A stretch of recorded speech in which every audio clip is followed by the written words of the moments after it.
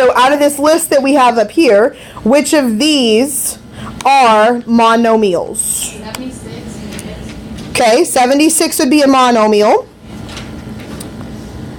And 76 is a monomial because it's just a number, and that's okay to be a monomial and just a number. X cubed would also be a monomial because, again, it's just a term. Any other monomials here? A squared BC to the 12th would be a monomial. So why is, I'm going to highlight this in green, why is this not a monomial? Because it has addition and subtraction signs. It has addition and subtraction signs in there. So y is a monomial. 3y squared is a monomial. Negative 5y cubed is a monomial. 10 is a monomial. But when you look at it as one giant problem, it's not a monomial anymore because it's got 4 terms in it. So that makes it a polynomial. So once it reaches above 3? Once it's above 3, we just generically call it a polynomial. Technically, a binomial is a polynomial, and a trinomial is a polynomial. We just have special names for binomials and trinomials. That's the only difference. So my non-monomial, that's a complicated thing to say, would be y plus 3y squared minus 5y cubed plus 10. That would be my non-monomial there.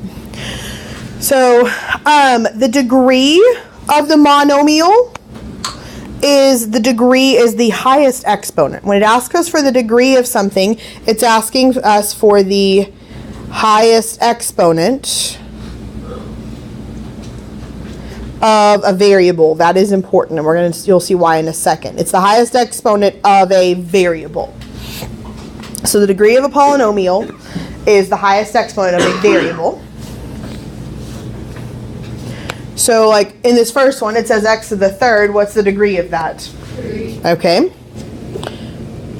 In a squared bc to the 12th, my degree would be 12, because that's my biggest exponent. What about 76?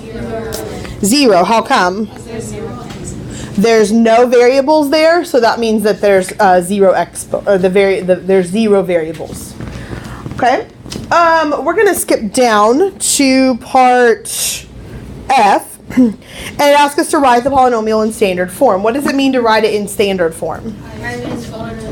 Write it in order, from the biggest exponent to the lowest exponent. So what would be my biggest exponent? Like if I'm writing, okay, sorry, I didn't specify what.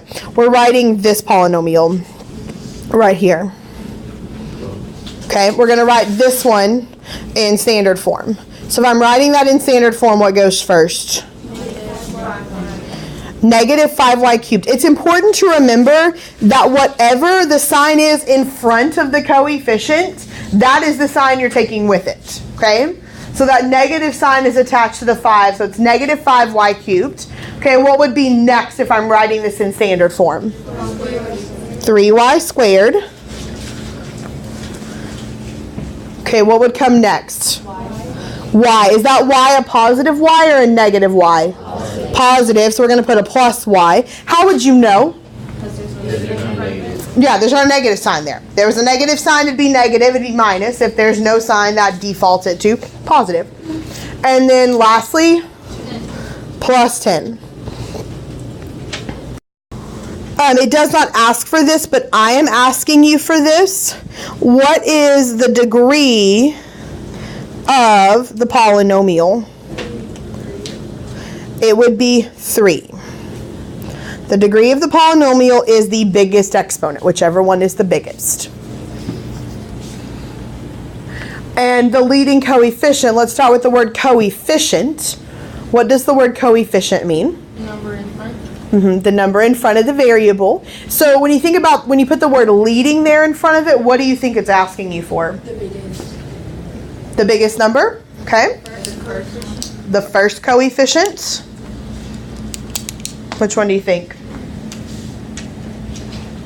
What does the word leading mean? That's in front. at the front. So when it asks us for the leading coefficient, it's asking us for the first coefficient. So which in this case would be -5. So my leading coefficient comes from the first coefficient there. Do you think that it has to be in standard form before you can identify the leading coefficient? It does. Okay. We are looking at problem 4. We have 17x to the 4th plus 8x squared minus 9x to the 7th plus 4 minus 2x to the 3rd plus 11x to the 3rd minus 8x squared plus 12. Now, there are several different ways that you could do these. Some people, when they add and subtract polynomials, they line them up vertically and then combine them. Some people do them in order first, like put them in standard form first, which is what the dog suggested that we do in the video we watched earlier. I don't really care. It doesn't matter to me how you do them, as long as you do them and you get them right and you put them in the right order in the end. So when I do these, the first thing that I do to get rid of my parentheses is distribute. What's the number in front of the parentheses in this case? 1. Well, what's 1 times anything? The number. It's the same number, so do I really even need to like mathematically do that? No, so I'm just going to like mark out these parentheses because I distributed by 1, which means I multiplied everything by 1. It's not going to change. And the same thing here. What would I distribute to get rid of these parentheses? A 1. And 1 times anything is itself. What kind of 1 would I be multiplying by in this problem? A positive 1. What would happen if that was not a positive sign here, if this was a minus sign? Would that make things a little bit different? Yes. Because what happens when you multiply by a -1? It changes the signs. So if it's positive, we can just ignore our parentheses. And then I start looking for like terms. So can I, question, could I put all of these together? Could I combine all this together and get 17x to the 16th? No. Why not? They are different exponents. They're not like terms because they have different exponents. So when I'm looking to simplify these, I can only simplify the things that have the same exponents attached. Same variables with the same exponents. That's important. So what's a set of like terms in this problem that I could combine together? Okay, hold on. I heard 8x squared and negative 8x squared. Okay. What else is another set of like terms I could combine together? -2x cubed and 11x. Okay. Negative 2x cubed and 11x cubed. Is there any other sets of like terms? 4 and 12. The reason I can combine each of those, and by the way, if you're going to be doing this, I don't suggest that you just like circle every set. Like if you're do different shapes or grab different colors and circle them if you need to do that. But don't just put black circles around everything because then you can't really tell what you're actually supposed to put together. So if I'm combining these together, let's start with what I have highlighted in red because that's what I started with. 8x squared minus 8x squared. What is that going to give us? 0. So do I write this? Why not? That is 1x squared. And if I have 8 minus 8, what does that give me? 0. That means there's none of them left. So these are going to cancel each other out, which I think you said that. These 8x squareds were going to cancel each other out. Okay, going and just highlighting order, I have the plus 4 and the plus 12 next. What's that going to give me? 16. Plus 16. Okay. What else do I have that I can combine together? Negative 2x cubed plus 11x cubed. What's negative 2 plus 11? 9. Okay. Do I combine my exponents together like x cubed and x cubed and get x to the 6th? No. When do I do that? Okay. Can I put that 17x to the 4th and the negative 9x to the 7th with anything? Okay, so I'm just going to write them down. Plus 17x to the 4th minus 9x to the 7th. Is this my final answer? No. Why not? It's got to be in standard form. So in standard form, what would come first?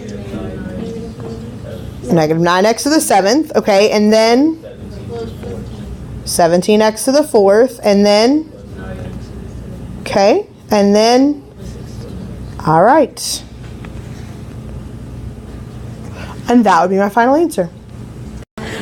So you should have ended up with 3x to the 11th plus x to the 6th plus 4x to the 4th minus 9x plus 17.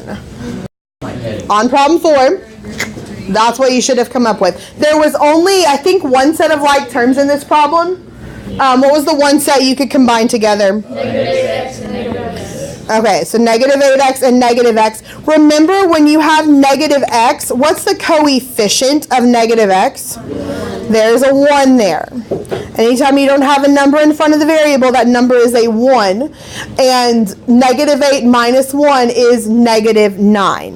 The most difficult thing about this unit for you guys is going to be paying attention to your math, because it's been a long time since you've had to do basic addition, subtraction, multiplication, division without a calculator. And your test is no calculator too. Hopefully you figured that out. But so it's just paying attention to your math and being able to do basic stuff. Okay, page 355. Page 355, problem 6 at the bottom. Okay, what is different about problem 6 versus the other two we've done so far? It's subtracting. Okay, so same idea. For the first parentheses, what's the number in front of this parentheses here? A 1. And 1 times anything is going to be what? Itself. Like, it's not going to change. So this is still 23 x to the 7th minus 9x to the 4th plus 1. Okay, what about the second parentheses? It's going to end up switching signs, because in front of this parentheses there is a negative 1. And negative 1 times negative 9x squared is, negative 9x to the 4th, sorry, is positive 9x to the 4th. And negative 1 times positive 6x squared is negative 6x squared. And negative 1 times 31 is positive 31. Is my problem now any different than the other ones? No. So just make sure you're paying attention to your signs. That's going to be the biggest thing on this, is just pay attention to if you're adding or subtracting. By the way, how do you know, this may sound like a dumb question, but I ask for a reason. How do you know that this is not a multiplication problem? There's a subtraction sign in the middle. Okay, so if it was multiplication, what would it look like? There would be nothing. There'd be nothing in the middle. It'd just be two parentheses together. In the division, what does that look like? We'll get to that. You'll know it's division. Like, it will be obvious. There'll either be a division sign, like the normal division sign, or there will be like a fraction. One of the two. So. Okay, so for 6, should have gotten 23x to the 7th minus 6x squared plus 32. And for 7, negative 6x to the 5th plus 7x to the 3rd plus 11x squared plus 13x. Thoughts, comments, concerns, questions? Why did I write? Your assignment for this, it starts on page 358, I believe. And you are doing 1 through 21, and it is due on Wednesday. You're doing on page 358, problems 1 through 21. It's due on Wednesday. Tomorrow, I'm going to spend a few minutes going over word problems. I'll teach for maybe 15-20 minutes, and then you guys will have the rest of class time tomorrow to work on this assignment as well.